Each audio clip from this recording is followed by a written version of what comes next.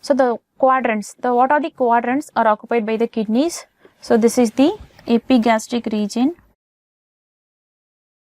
and this is right hypochondriac. This is left hypochondriac. This is right lumbar, and this is left lumbar. So once again I repeat, the quadrants occupied by the kidneys are epigastric, right sided right hypochondriac, left sided left hypochondriac, right and left lumbar regions, and partly into the umbilical region. So this region is known as umbilical region. So the kidneys are extending into this region also. So by the help of two vertical planes and two horizontal planes, we have divided the anterior abdominal wall into quadrants. So the posterior abdominal wall structure, but occupying in relation to the anterior abdominal wall, are epigastric, hypochondriac, lumbar and umbilical regions. So let's see the measurements of the kidney.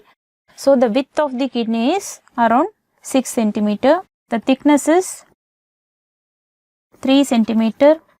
The width is 6 centimeter and the length is 10 to 12 centimeters. So remember 3, 6 and 12. Okay. So these are the measurements of the kidney. So the long axis of the kidney runs like this. So the long axis runs downwards and laterally. So the horizontal axis runs through the hilum like this. So it runs backwards and horizontally. So these are the axes of kidney. And movement and palpability, normally the kidneys are moving at the time of respiration, especially at the time of inspiration.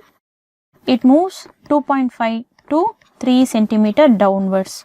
So at the time of deep inspiration, the kidneys are moving downwards. Normally the kidneys won't palpable, but in case of thin lean adults, we can palpate the kidneys by examining this method. So this method of examination is known as bimanual palpation. So the examiner is using his two hands to examine the kidneys. One hand is just above this is the area of our iliac crest. So one hand is above the iliac crest in the anterior abdominal wall. The other hand is in the loin or flank region. You have to give a gentle pressure over these two hands. Then ask the patient to take deep breath. At the time of inspiration, the kidneys are moving downwards. So the examiner can palpate the inferior pole of the kidney as a soft, firm mass.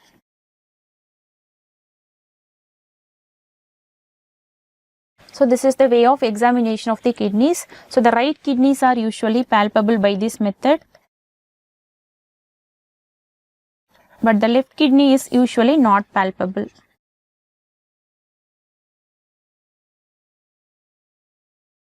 The left kidneys are not palpable.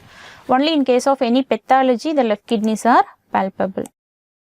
So the left is palpable in case of pathology of left side. So normally the right kidney is palpable. So this method of examination is known as bimanual palpation. Let's see the factors keeping the kidneys in position. So the intra-abdominal pressure exerted by the adjoining viscera. So the structures entering and leaving the kidney through this area. So this area is known as hilum of kidney. So the pedicular structures present in the hilum of kidney.